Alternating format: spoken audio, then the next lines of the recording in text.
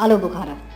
आलू बुखारा हमेशा धोकर इस्तेमाल करना चाहिए और हद एतदाल में, क्योंकि कब्ज़ कुशा होने की वजह से इसकी ज़्यादती दस्तावर साबित हो सकती है। जिन्हें पेचिश का आर्ज़ा हो उन्हें आलू बुखारा इस्तेमाल नहीं करना चाहिए।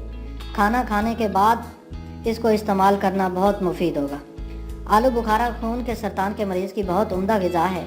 इसी तरह ज़ियाबतीस के मरीज़ भी इससे फ़ायदा हासिल कर सकते हैं, लेकिन उन दोनों अमराज में तुरश आलू बुखारा इस्तेमाल करना चाहिए, शीरी इस्तेमाल नहीं करना चाहिए। शीरी आलू बुखारा बवासीर के मर्ज़ और पेशाब की जलन और रुकावट में बहुत मुफीद है।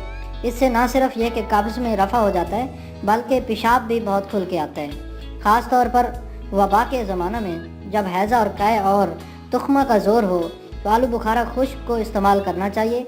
इससे वबाई फ़साद से हिफाजत हासिल होती है। इसके इस्तेमाल का आसान तरीका यह है कि आलू बुखारा की चटनी बना ली जाए और फिर यूं ही मुंह में रख ली जाए, इसको चूसें, इससे फ़ायदा होगा। प्याज को तस्कीन देता है, गर्मी के दर्द, सफरादी तप और मतली को मुफीद है।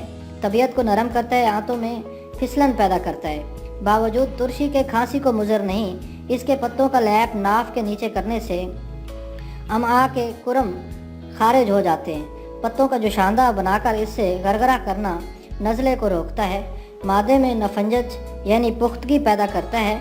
मुफरे और लजीज है। आलू बुखारा 15 दाने इमली 4 तोला पानी में भगोकर बतौर मुहिल्लिल सफ़रा के तौर पर इस्तेमाल कर सकते हैं। इसे जोश ना दें तो इसका ज़लाल पिए, फ़ायदा होगा।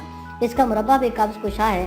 7 दाने रात को सोते वक्त खाने से अजाबत बा फरागत हो जाती है। चूँकि यह मौसम गर्मा का फल है, इसलिए कुदरती तौर पर मौसमी तकाज़ों को पूरा करते हुए गर्मी के मुज़र असरात से बचाता है और गर्मी के बायस बुखार और दर्द सर की कैफियत को ख़त्म करता है।